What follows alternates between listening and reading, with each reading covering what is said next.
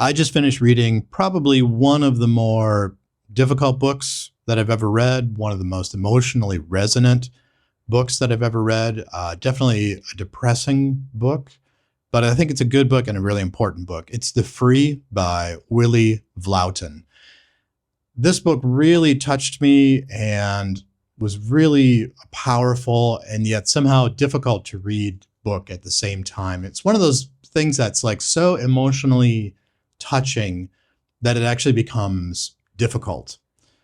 And I'm going to talk a little bit about that. So very early on in this book, there's a passage that I read and I had to pause for a moment and I put the book down and I thought to myself, I don't know if I'm ready to read this because I'm going through a really hard time in my life right now, with some family issues and just kind of some stuff in my own life.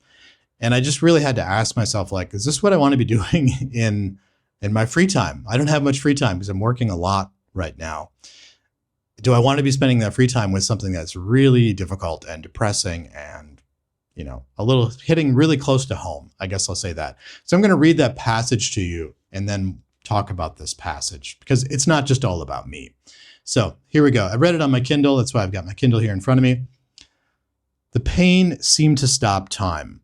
Had he been waiting like this for minutes or hours or days or weeks, it was too much to take, and he was so tired of being in pain. He decided then that he would give up, that he would run his mind as far away as he could. He would lose himself inside himself. He would disappear from the world. Okay, now, we've all had hard times in life. I'm not looking for sympathy or anything like that. But when I read that, it was kind of how I was feeling when I read that. Like, you know, like how much crap do you need to take in your life before you just decide like, that's enough? That's enough. I've had enough, you know? I'm certainly kind of at that point with my life right now where it's just like, how much is a person supposed to deal with? That's what this book is all about. People dealing with more than you could ever imagine.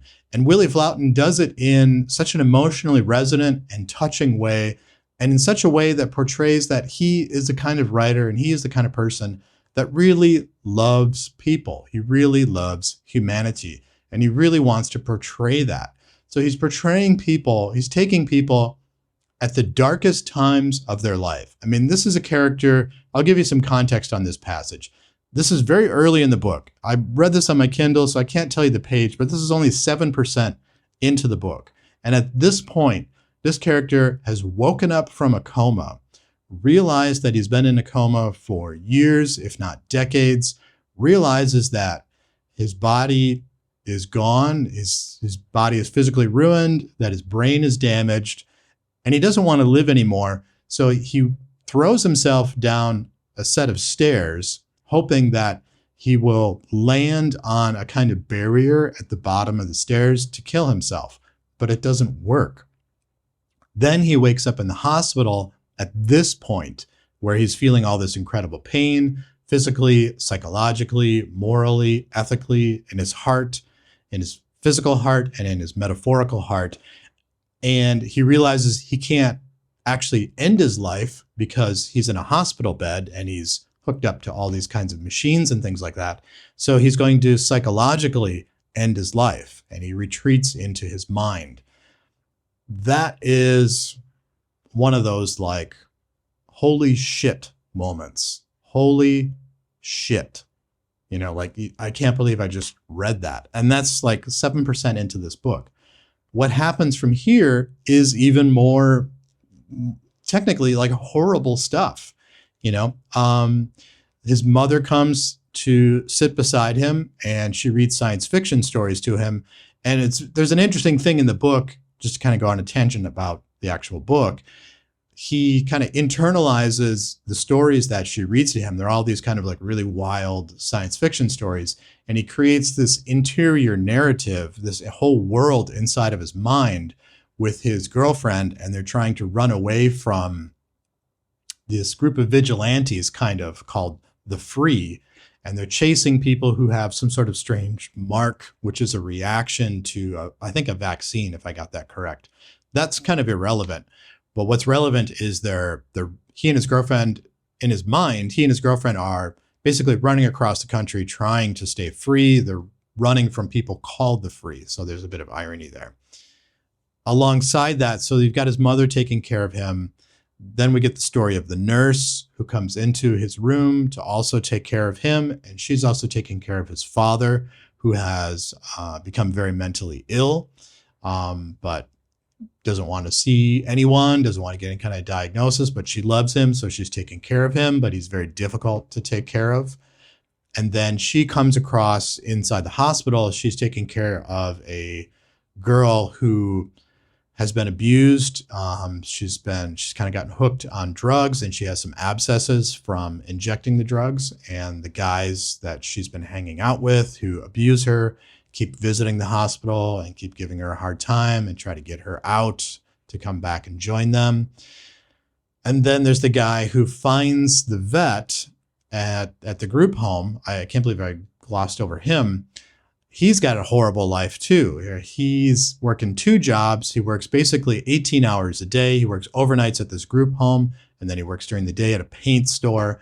He's going bankrupt. He's going to lose his house. His wife has left him. His kids don't want to be with him. He's literally got no money.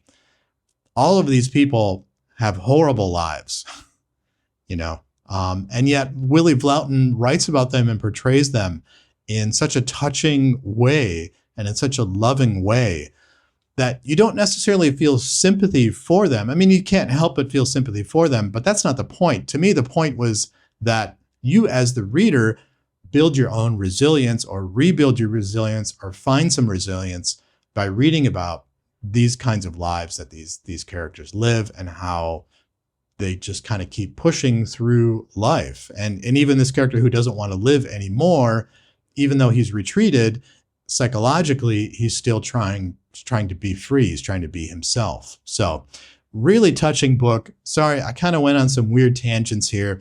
What I wanted to get across, if you're still with me, is that this is a really powerful book. Be ready for it, though. It goes to some really dark places. You really have to ask yourself, are you ready to read about something like this? But I found it actually to really help me out.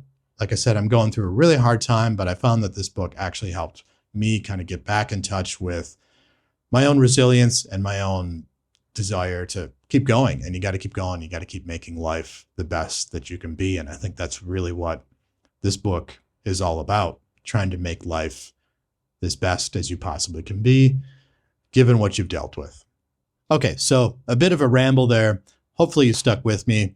Like I said, this is book number 5 in my Read What You Own challenge. Pretty surprising book. Yeah, I guess I won't go any further into all that.